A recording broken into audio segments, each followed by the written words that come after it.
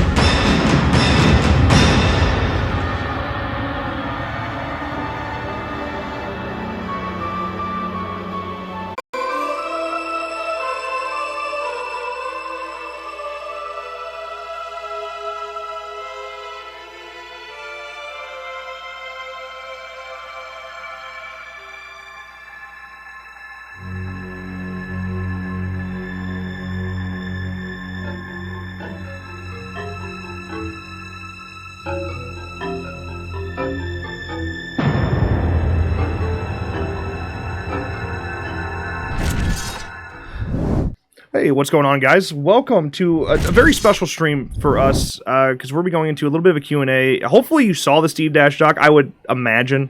if you're here that you saw that doc. If you haven't, go watch it because it'll make a lot more sense.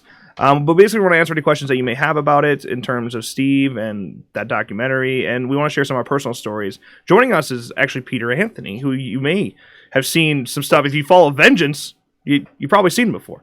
But he's been helping us every step of the way. He's the reason we got involved in the project at all, and without him, this would not have happened. Right. So, hey, welcome, man.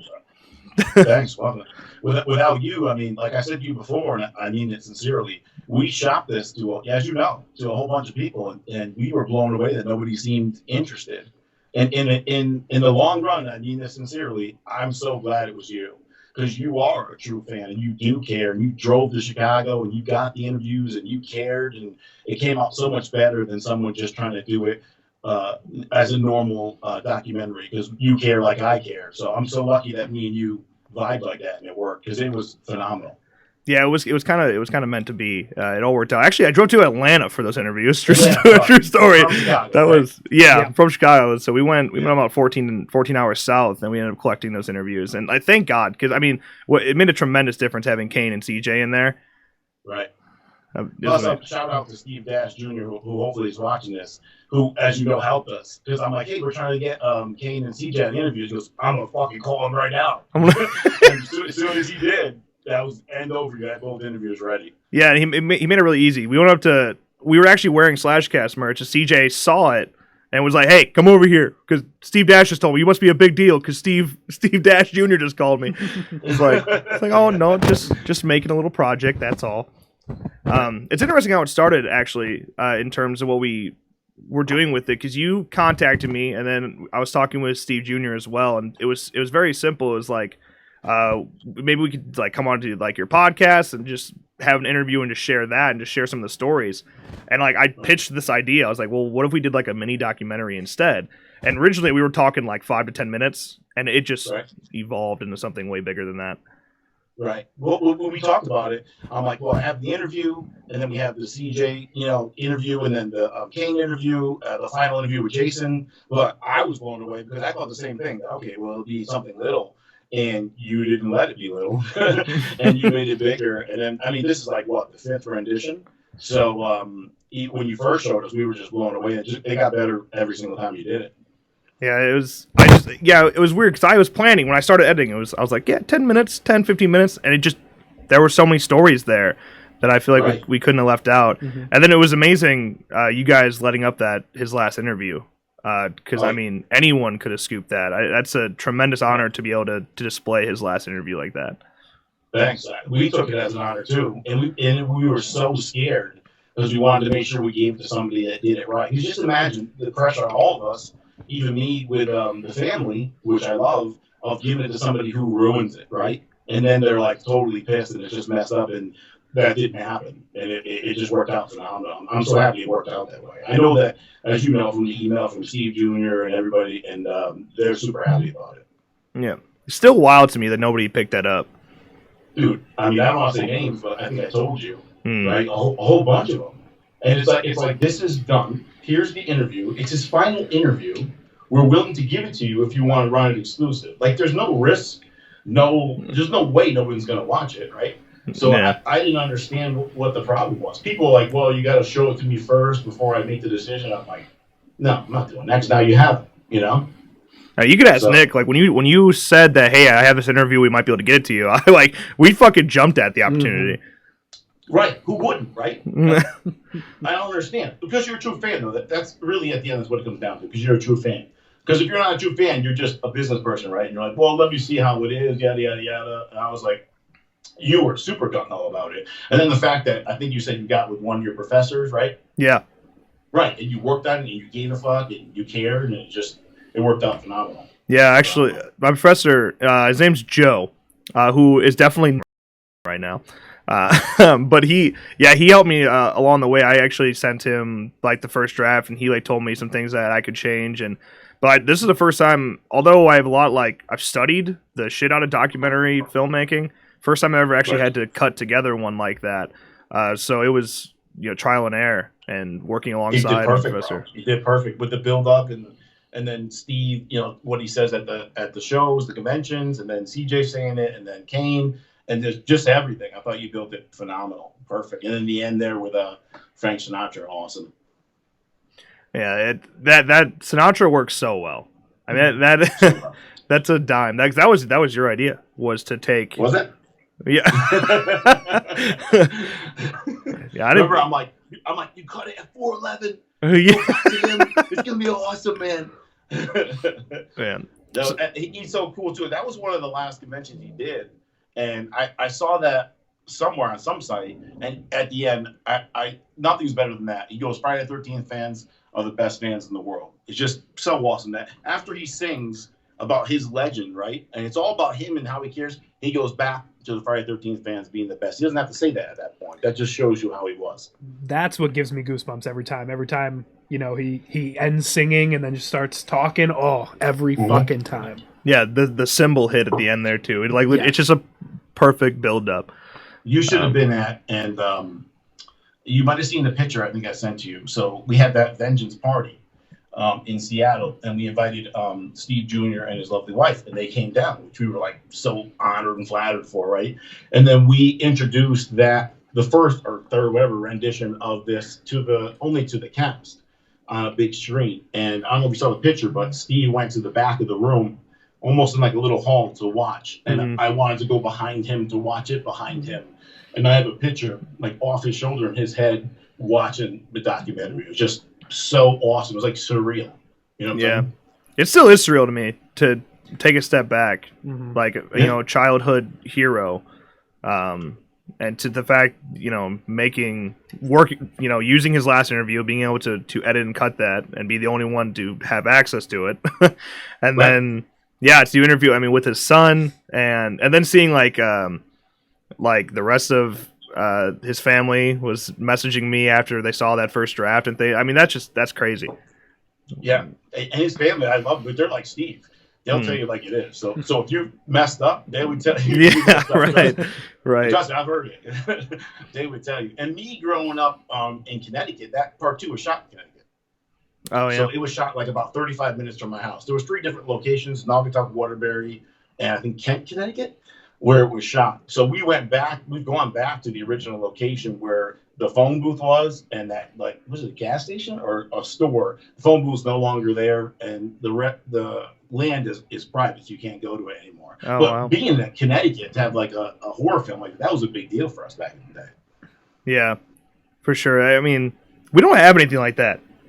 Like, we have nothing. Nope. We have Wayne's World. We talking about Illinois? Yeah. In terms of being close to us, being close. It's like the size of a toe. We have nothing here. That's like the biggest, for horror people, that's like the biggest thing that ever happened. Yeah. Just a heads up to the Northeast in general is huge in horror. Yeah. Big time. Yeah. Heads up to the chat.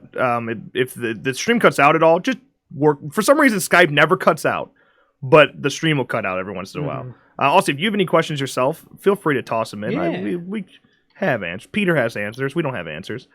I want to hear a question from Nick. Oh, yeah? All right, let's hear hear it from me, Nick. Oh, man. Put him on the spot. Yeah. Shit. I don't know if I really have any questions myself. I've heard a lot through the grapevine. Yeah, Nick's been there every step of the way. Yeah. I imagine. Yeah. Well, I can ask you a question. Like, okay, what personal stories do you have with Steve? Whether going across, obviously you're a big horror nerd yourself, and look at those fucking shadow boxes back there that cost more than my house. Yeah, I'm sure you've had your experiences with him. A bunch. The best one's the one we pay for great internet. We get shit internet. Little fucking antennas or some shit, right? Well, it's literally just because Comcast is a monopoly here. Like, there's no other provider, so they literally just they don't care. They don't fucking what are you gonna do? You gonna quit and not have internet at all? Like, right. It's just fucked up because you need it for what you do. Yeah, yeah. No, it pisses me off. It's nuts. The only thing we can do is really go through a fiber line and whatnot. But whatever, we're back up right now. So please continue your story. So to me, one of the biggest honors ever is everybody knows, long story short, Steve Dash has an issue with the other gentleman that played the Jason, right? Long story short. So I've seen it before in lines, and I know about it, and he's talked about it before, where if you came to him with an item that was signed by the other gentleman and you asked him to sign it, if you were lucky, he said no and didn't sign it. If he was in a bad mood, he ripped it up. Oh, no man. shit. You can ask people, he's done that. So I've probably seen him like 5 times. And then I bought that photo op with him and all the Jasons. Remember that one? Yeah. All together. Yeah. So he always knew me. And then I bought another one with just him. And then like the next time I bought one with just him, then I'd come to his table, have it signed. And he was so cool because a lot of Jasons don't do that. When I had that picture done with all the Jasons, he didn't charge me. He said, you spent enough effing money. He goes, I'm tired of taking your money. I'll sign it no matter what. So eventually he like knew, we weren't super friends, but he knew who I was. And we would talk and BS and yeah, because I have family from New York. So long story short, the sack. Can you see that sack right there? I can, yeah. Okay. So right there is the sack. But there was a show in New Jersey, Chiller, I think. So I had the sack made. I made that head. So to me, it's like a big deal. And it just happenstance of time. So Warrington Gillette was at a Chiller. So I brought the sack, had him sign it. So then I went to Monster Mania, and I had Steve sign, I don't know, like 6, 7 things like I always do. So one time I spent $1,800 on signatures. So now I give him like 7 things, right? And he signs it, and he's always cool. And then I have like the head, right? And I'm holding it because I'm scared, right? And I go, Steve, I'm scared, right? So I'm holding it. I go, Steve, listen, I respect you. I know you. Everything's cool. I go, I'm just telling you right now. I go, he signed it here because he was at the show a couple months ago. If you don't want to sign it, I 100% understand. I'm not going to get mad, whatever. I go, however, please don't let me give it to you and you ruin it. And you take the head and break it everywhere. It took me forever to make it. It's like a big deal, yada, yada, yada. And you can ask anyone, you can even ask his family. And there was a ton of people there. So there's no way I thought he was going to say yes. And he goes, give it to me, I'll sign it for you. That is like unbelievable. Maybe other people have done it. They can step forward and tell their stories, but at that time, I'd never seen it before. And then he signed it. So to me, that's like 1 or 2 of all time.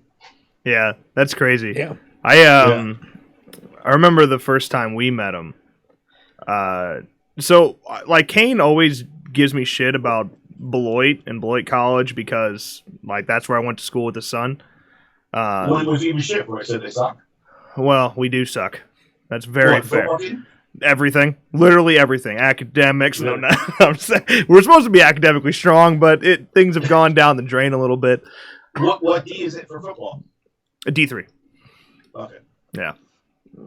It's funny he makes up of a school that his son goes to.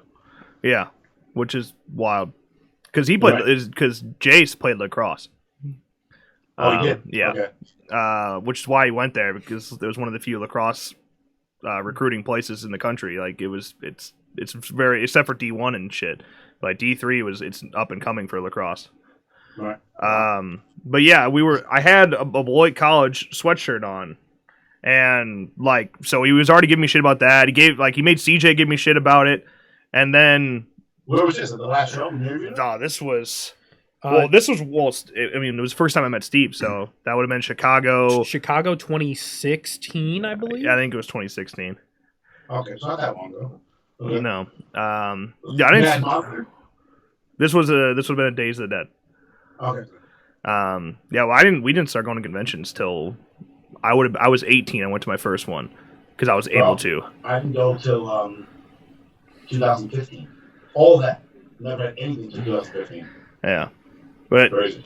Steve, like instantly, he tries to find conversation right away. Every time I've met Steve, it's always like trying to be socially strong, not being one of those celebrities. It's just like, all right, let me sign your shit, get out of here. Right. And he like reads you. You can see him reading you. Yeah, and he was basically trying to start a conversation about Beloit, and he was like, "Oh, you're a Wisconsin guy, so you like Trump?" I was like, do you know any? No, not Wisconsin. No. And to me, like politically, I always sit in the middle. So I'm not one of those that gets all offended when the word Trump is just tossed out of there, right? So I started poking back at him. I was like, I don't know if there's actually a Trump guy out there. He's like, oh, what do you mean? Like, I'm a big Trump guy. Look at me. I'm old and white. And yeah, then we talked for like 30 minutes about Trump and politics. Oh, yeah. And then I saw that picture somewhere. But I actually remember the second time we met him when. Do you know Spence? Like the guy that represents a ton of people in horror. There's like Sean Clark and there's Spencer. You do with Spike here? Yeah, like horrorautographs.com. Yeah. Can you do with Spike here? Yeah, like he's in Halloween documentary thing with Jamie Lee Curtis. God, is he? What? Oh, that's Sean. You're talking about Sean.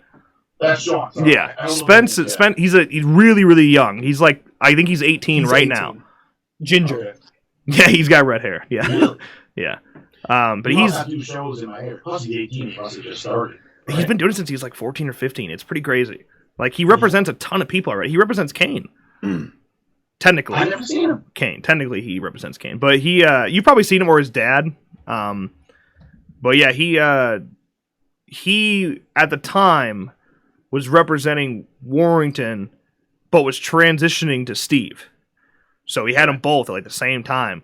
And I, of course, and just to start conversation, I bring up Warrington to Steve because I've always wanted to hear it from like his voice, that story.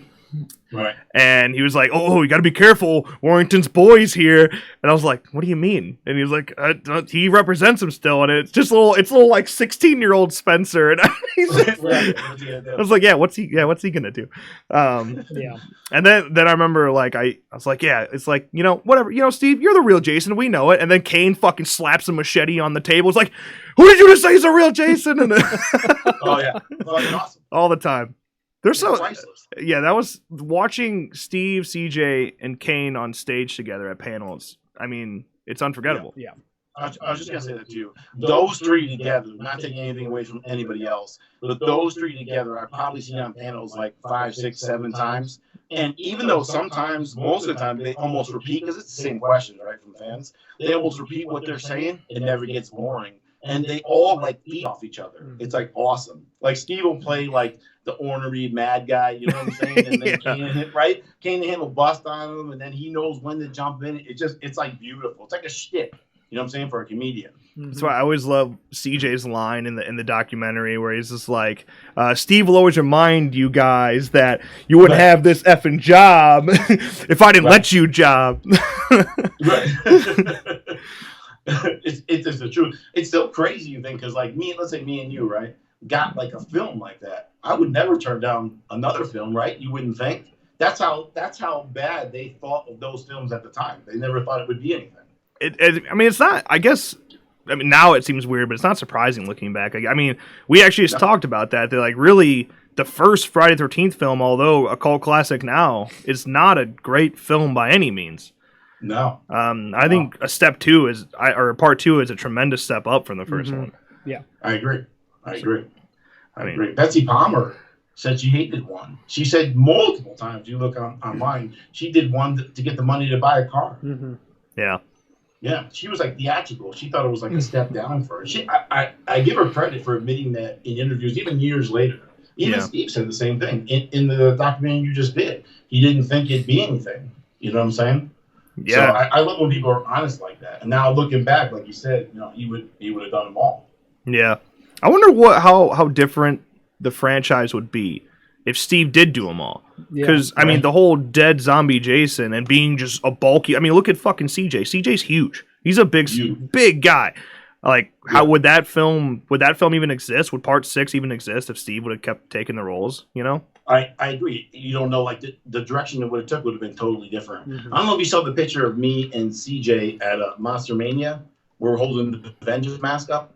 I imagine I have. Mm-hmm.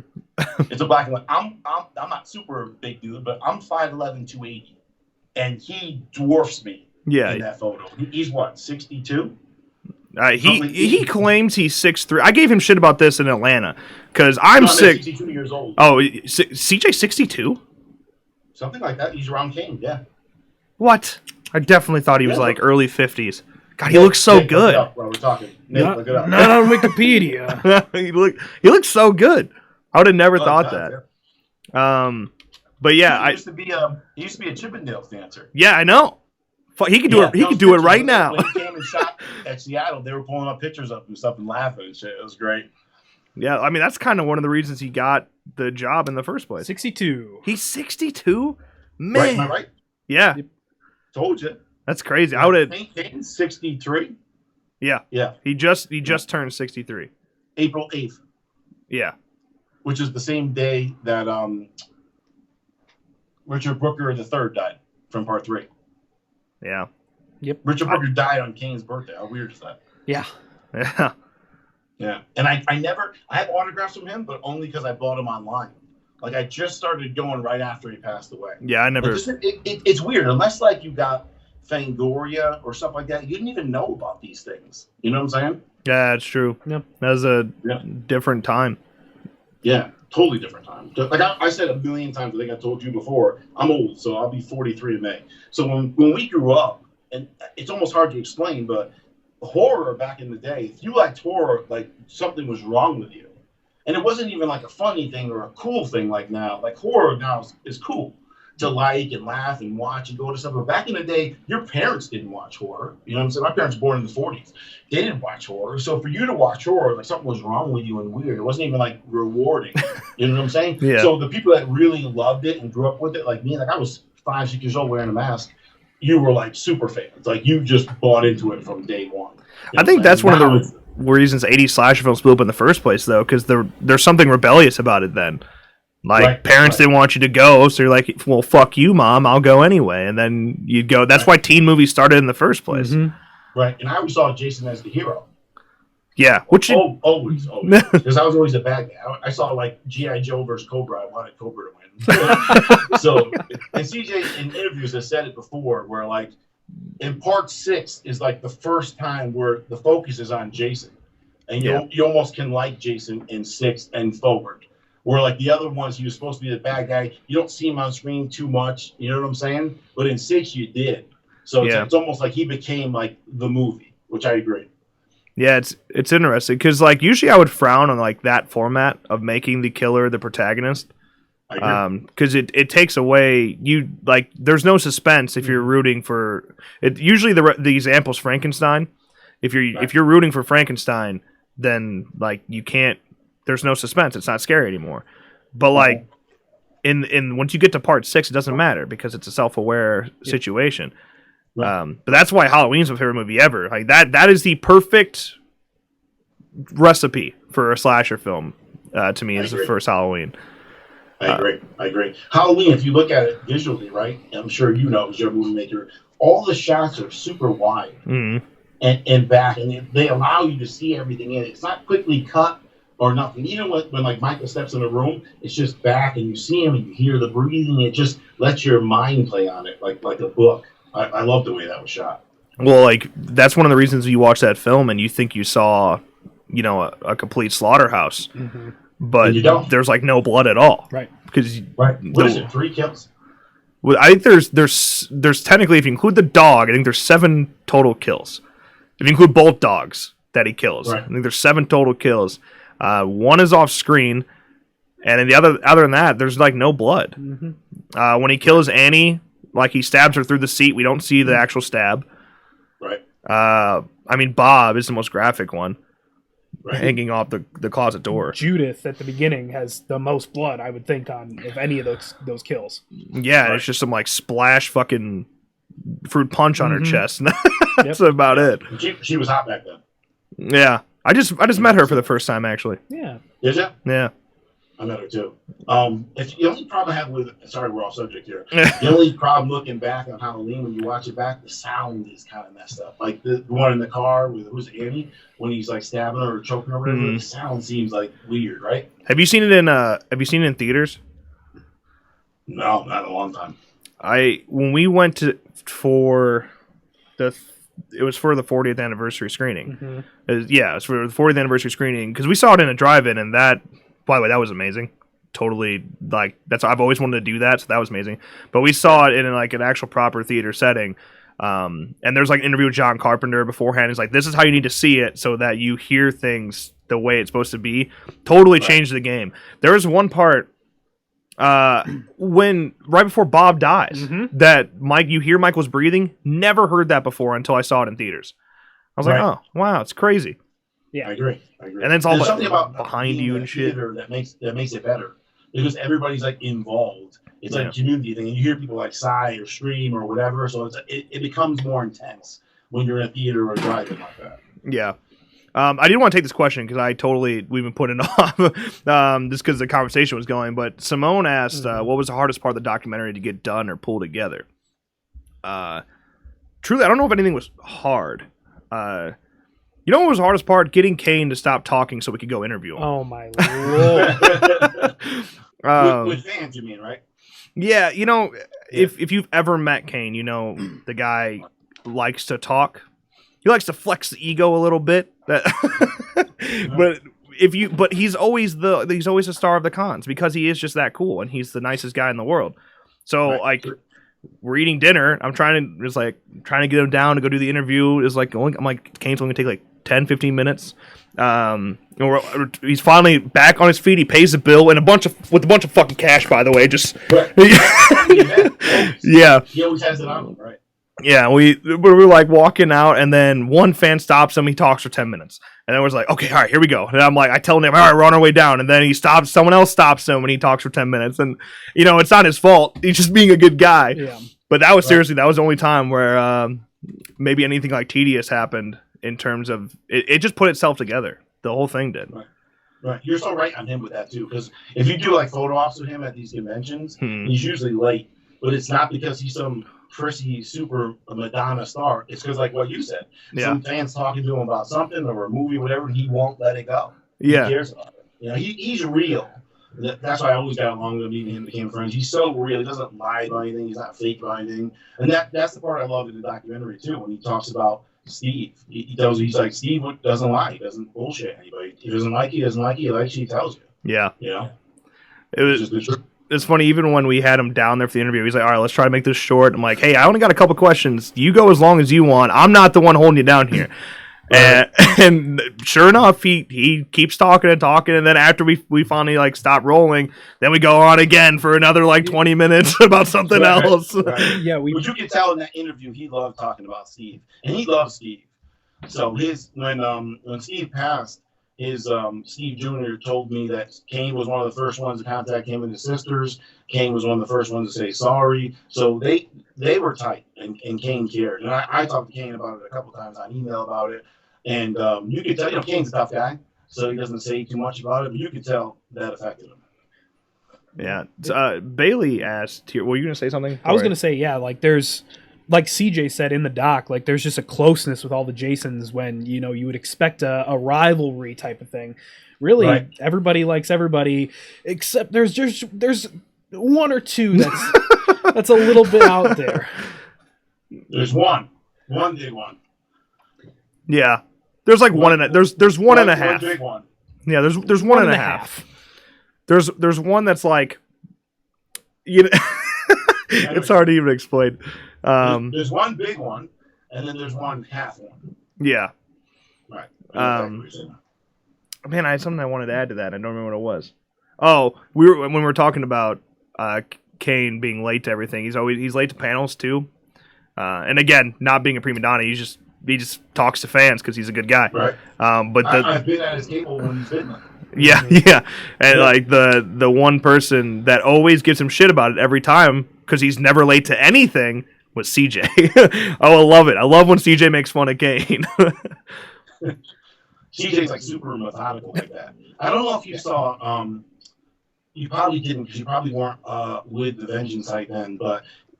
Jason went to Arizona to interview CJ. Did you see that interview? I did, yeah, at his house, right?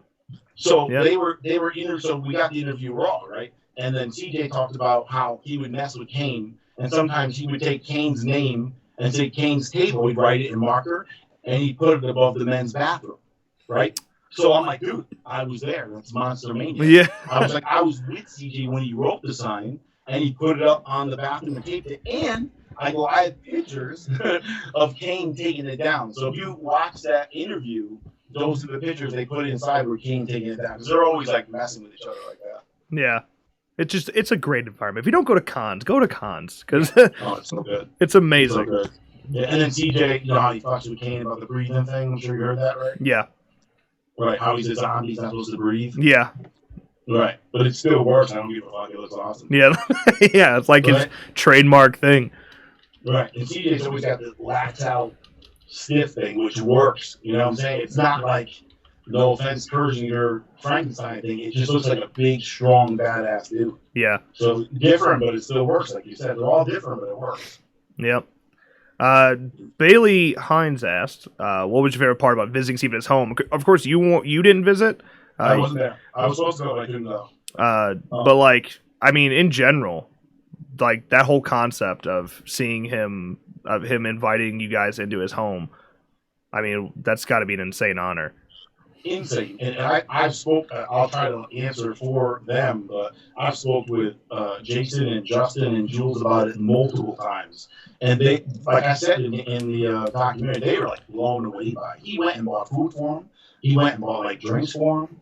He like set him up in certain bedrooms and everything. It was like he was just ready for him 100%. Just, and like you said, it's a star, so like it blows you away that he would do that. He doesn't know you. He's never met you. And you just come into his house and he's so like cordial. And I've talked about it with Steve Jr. It's almost kind of awesome and sad because they've all said it, Dustin and Jules and Jason. And for the record, Justin, Jules, and Jason were like hurt for a long, long time when Steve passed. You know, they all deal it in their own certain way. Me and Jason are a little tighter than most. And he's a tough guy too. And he even said the same thing, that it hurts. He's like, I was offline for like a week or two. Because it bothered me because it was so close. So when they were like leaving, he was in the window. He told me he'd miss him. He was waving to him and saying goodbye and everything. It's just surreal that like the project and dream we have, right? Then you have like an all-time star like that bring you in his house and then like miss you when you're leaving and wave to it. It's just you, Jason, Jules, growing up as fans, you would never think that would ever happen, ever. Yeah. I think it's crazy how fast things can end. You know, like we had, because he was supposed to be in Atlanta. That's right. And like we had shit planned with him to do a video about the game and part 2, Jason in the game. And then we had jokes planned about, because it's Kane's model as part 2, Jason, and like we wanted to make fun of that. Right. Yeah, and it's just It's crazy. Yeah, I remember waking up and seeing it because the day before he posted on Facebook that he's doing fine. He's ready to get his prosthetic and go golfing and go golfing. Promise I'll see you guys in Atlanta. Yeah, and then next thing you know, he's gone. That's crazy. I'll never forget it. Me and Jason and Jules and Jeremy, all of us have an app called Marco Polo. I don't know if you're familiar with it. It's like a Skype app. Oh yeah. So it was like they're 3 hours behind me. So it was like 6 my time, 3 his time, and he Marco Polo'd me, and I was up, and he was like, he told me, I don't want to say exactly what he said, but he told me what happened. I was just like floored. Me and him just like stared and looked at each other for a while. Just so we were so sad by it. You know what I'm saying? For him, his family, and we couldn't believe it. And it's like you said, it's not even the passing, but he just posted. Yeah. He just posted that he's going to be fine. He's going to go to cons. He's going to play golf. Everything is great. So it was just such a shock for us. Such a shock. Yeah. Yeah. And like I said, he's such an ambassador for us. You know what I'm saying? Like, I can never like thank him enough. I can never thank his son enough and his daughter's enough. Like what he did. We never told them wear the Vengeance shirt. We said, here's the Vengeance shirt. Obviously, we all do that. And then he wore it at he asked for more. And he wore it at every con and every panel. And he talked about it. It's just amazing. Like home run. How could you ask for more? Yeah. Just crazy. Yeah, for sure. Yeah. And the Shriners thing, like your son said, was a big thing. We showed him how much we gave to the Shriners. And he was like, wow, this is great. And him and CJ forego their paychecks to Shriners. So kudos to them. Unbelievable. Yeah, and Steve was I'm not just amazing. Yeah, it's crazy. I'm waiting for our speeds. There we go. I was waiting for our speeds to come back up. Okay. Fucking Comcast, I tell you. Fucking Chicago. Yeah, don't live in the Midwest. Don't recommend it whatsoever. it's kind of back to the surreal thing. It's kind of like what you said when you had that podcast, which I didn't even know about. Somebody sent it to me when you were talking about Kane and how you've become friends, and it's surreal, and like Myra, and then Kelly and all that stuff like that. I was like watching that, I just totally felt what you meant, because it's totally surreal like that. Yeah, it's crazy. It's a blessing. To go back when I was a kid, and like, I don't know, it's just these people. I've been watching. I actually distinctly recall. I was telling my mom this actually. I distinctly recall when it was just me and my mom at home, and she was sleeping. I remember part 2 was on, and I distinctly recall seeing that last scene where he takes a machete to the shoulder, and like that's imprinted in my brain forever. Sitting there, and it's a memory I have when I was at like 3 or 4 years old. Right. And then, if you skip ahead 15 years and you're making a documentary for that guy, crazy. It's wild. And I posted that picture. Did you see it when he was in the hospital like that? Yeah. So he went to the hospital when was it Amy Steele hit him with the machete and almost got his finger off. Yeah. And he always tells the story. He had 13 stitches. So he went to the hospital, and they're like, "Oh, what are you doing?" And he's like, "Oh, I'm filming the film." So then he went back to mess with him when he had the machete in him. Oh yeah, that's right. That's the picture I posted. Yeah. And he walked in, and he said, "They were like, what the fuck?" Yeah. And we're like, holy shit! That's just awesome. Just awesome. Yeah. Someone asked earlier, what was the funniest thing you've ever seen Steve do? Me, myself? Yeah. Oh, funny. I don't know. He never did something theatrical like Kane does, at his tables. Yeah. If you've seen Kane, like just yell and scream and slam a machete. Yeah. His humor honestly came in the panels for sure. He was witty and quick and funny in the panels. Yeah, he's clutch. He should be he should have been an improv actor because he would always whip out the funniest things on panels. Right. But like you said, it's not like he led with it. He just reacted to it. Yeah. You know what I'm saying? Yeah. He was great like that. So he never did nothing crazy. Nobody really does. None of the Jasons do nothing super crazy, but except for Kane. But he was always a gentleman and stuff like that. So nothing crazy when I met him, but always at the panels. Him, CJ, and Kane were the most interesting panels. I don't care what stars were there, what was going on. That was always the best panels, by far. Yeah. Yeah, God. Why does Kane have to be that guy, Why has he got to be the Jason? Why has he got to be the one that's so crazy? Yeah, because, I don't know, that's where he grew up. He's real. You know what's wild, though? Like, outside, seeing him in a family setting, and he's an incredible family man. Yeah. A lot of I don't know, the way a lot of tough guys, fighter guys, football guys were like that. I'm a huge family guy. If you saw me on the street, you would think I was an ass. But with my family, forget it. You know what I'm saying? Just that's what I love, what I care about. Everyone else, I don't really care about. Yeah.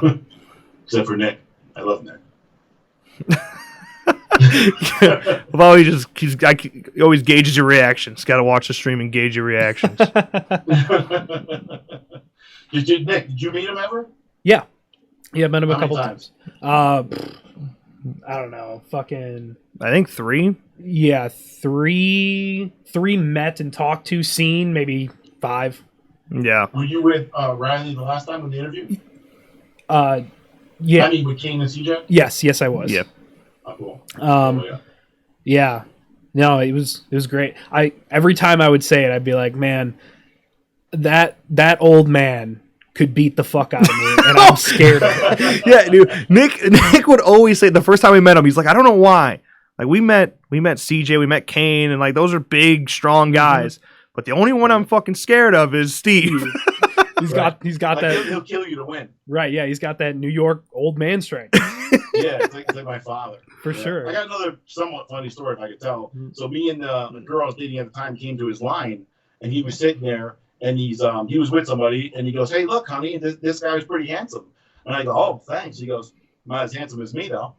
And everybody started laughing. It's like his son said. He always said he got like better with time, like a fine wine. Yeah. He was like a stud. Girls always said he was like a good-looking guy. Yeah. He oh man. Yeah, they're telling you to take your beanie off.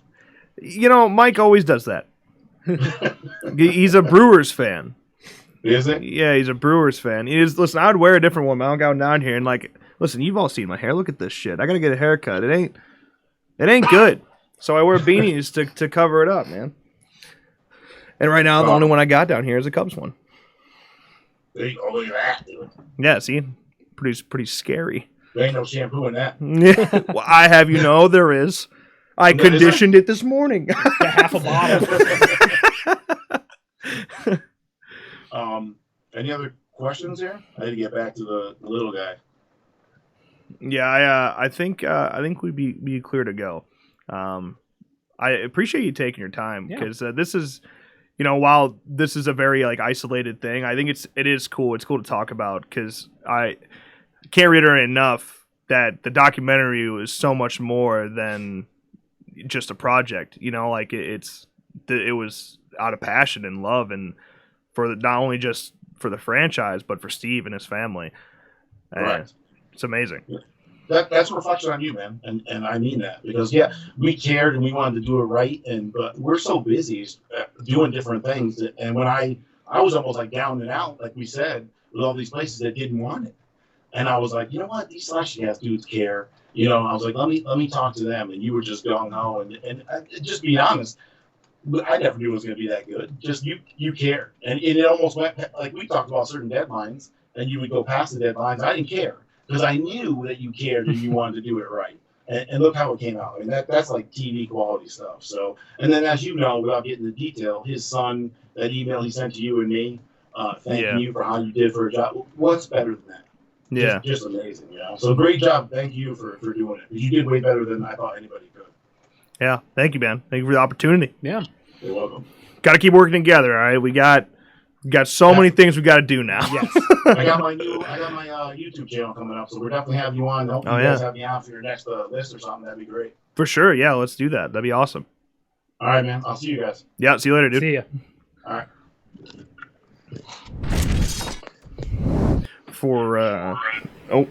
For the sake of us saying goodbye the proper way, because we have a unique sign off, I figured I'll do that. I don't want to just end on you so suddenly.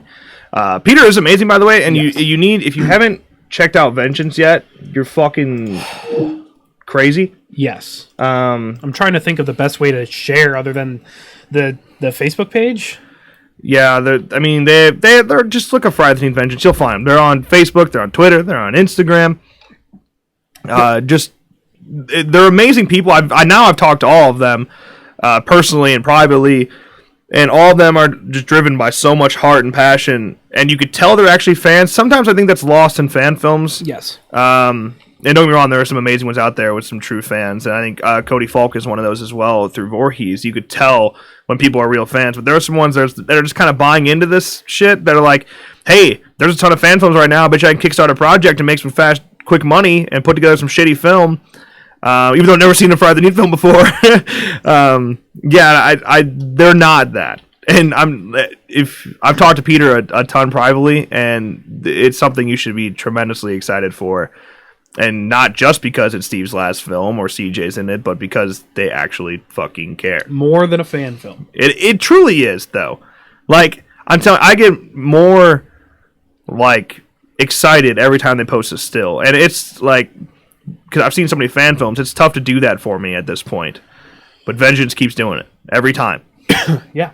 Sorry for coughing in the mic. It was this whole experience was fun, and really sparked our interest in filming more documentaries, and hopefully we can do more what's it called? Like specific documentaries like this. We have a ton of ideas of people that we want to highlight, not just in Friday the 13th, but just in horror and even some not in horror. It never even crossed our minds to do something like this. Right. But now like we know we can. Like and it's something that was a lot of fun to do. Mm-hmm. And it's what's cool about documentaries that they actually teach people things and are like directly relatable. I think that's cool.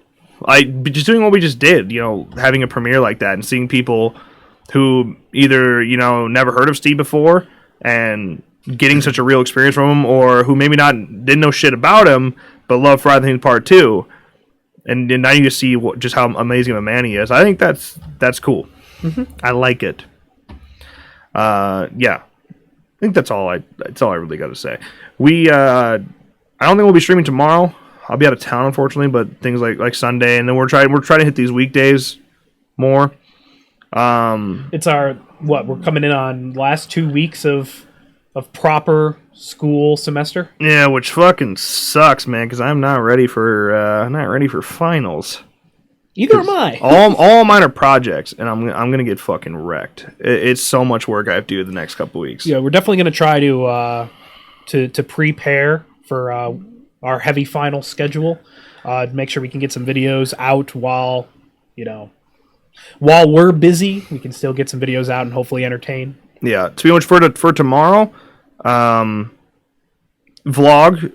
Endgame review, I think, is what we're going to do. For patrons. For our Lori Short tier patrons will be available tomorrow, as well as for all patrons and members, our Halloween ranking list. That'll be available super early tomorrow, like early access.